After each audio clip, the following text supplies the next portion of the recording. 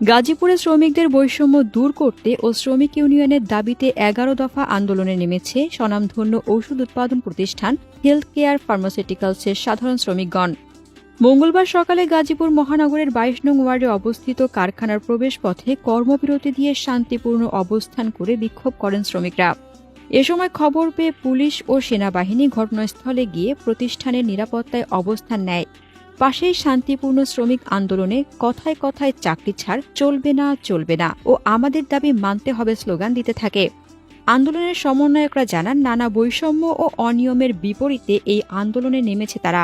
শ্রমিক আইন তোয়াক্কা না করে ওভারটাইমের নিম্ন মূল্য নির্ধারণ, চিকিৎসা ভাতা না প্রদান, বাৎসরিক বেতন বৃদ্ধি না করা সহ কথায় কথায় চাকরিচ্যুত করার অভিযোগ করেন তারা। পরে প্রতিষ্ঠানের কর্মকর্তারা আলোচনায় বসার অনুরোধ জানালে শ্রমিকদের পক্ষ থেকে সমন্বয়ক মোস্তফা কামাল, আবির হোসেন তুষার, রাশেদ মিয়া, জাবেদ মিয়া, সনেট মিয়া সহ ১৫ জনের একটি প্রতিনিধি দল আলোচনায় অংশগ্রহণ করেন। প্রতিষ্ঠানের ব্যবস্থাপনা পরিষদের সাথে দীর্ঘ ১ ঘণ্টা আলোচনা শেষে প্রতিষ্ঠানের পক্ষ থেকে শ্রমিকদের ১১ দফার সকল দাবি মেনে নেওয়া হয়। শ্রমিক ইউনিয়ন গঠনের প্রতিষ্ঠানের পক্ষ থেকে সহযোগিতা করার অঙ্গীকার সহ অধিকার নিশ্চিত করেন। আন্দোলনরত শ্রমিক মেনে নিয়ে আন্দোলন থেকে সরে আসেন।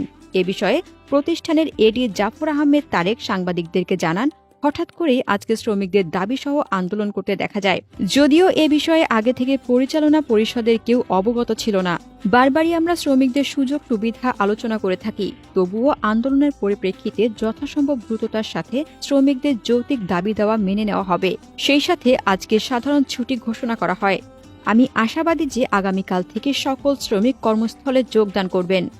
আমার অফিসিয়াল একটা ঝামেলার কারণে আমাকে উইদাউট নোটিশ ইলিগাল ওয়েতে অ্যাজ পার লেবার ল অনুযায়ী আমাকে স্যাক করা হয় নাই। আমাকে উইদাউট নোটিশে আমাকে সাসপেন্ড করা হয়েছে। ১ মাস যাওয়ার পরে আমাকে কোনো ইনফরমেশন তারা দেয় নাই। আমি তাদের সাথে যোগাযোগ করার পরে তারা আমাকে ইনফর্ম করছে আপনাকে রিজাইন দিয়ে যেতে হবে। তো তারপরেও আমি ১০ দিন অপেক্ষা করছি, তারপরেও আমাকে তারা ক্লিয়ার নোটিশ দেয় নাই। অ্যাজ পার ল অনুযায়ী, লেবার ল অনুযায়ী যে প্রসিডিউরে আমাকে স্যাক করার কথা সেই প্রসিডিউরে ওরা আমাকে স্যাক করে নাই। ওরা আমাকে ডেকে এনে আমাকে রিজাইন লেটার সাবমিট করতে বাধ্য করছে। আমরা আমাদের হেলথ কেয়ার ফার্মাসিউটিক্যালসে যারা টপ ম্যানেজমেন্ট ছিল তাদেরকে অনেকেই একা অনেক আমরা প্রবলেম বলেছি তারা আমাদের প্রবলেমে কোনো সাড়া দেয় নাই, এবং যদি একা কেউ বলছে তাকে চাকরিচ্যুত করা হয়েছে, এবং এই কোম্পানিতে তার চাকরি করা সর্বোচ্চ কষ্টকর করা হয়েছে।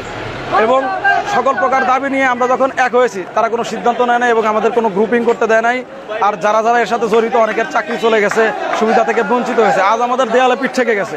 আসলে এই ধরনের সিচুয়েশনের জন্য আমরা একেবারেই প্রস্তুত ছিলাম না, কারণ আমাদের শ্রমিক ভাইরা কোনোদিনই আমাদের কাছে এই ধরনের কোনো দাবি নিয়ে আসেননি। কারণ আমরা সবসময় ওপেন ছিলাম, কিন্তু তারা কখনো আসেনি। হঠাৎ আজকে একটা আনওয়ান্টেড সিচুয়েশন ক্রিয়েট হয়েছে, এটা ঠিক অনভিপ্রেত ছিল। তারপরেও তারা যেসব দাবি দাওয়া নিয়ে এসেছিল আমরা সেগুলো দেখেছি, সেগুলো নিয়ে আমরা এগ্রি করেছি। তাদেরকে এই মবটাকে প্রশমিত করা দরকার ছিল, প্রশমিত করেছি, এবং তারা পরবর্তীতে আমরা এটা মেনে নিয়েছি এবং ম্যানেজমেন্ট এটা ওদের সাথে বসে পরবর্তীতে এটা ইমপ্লিমেন্ট করবে।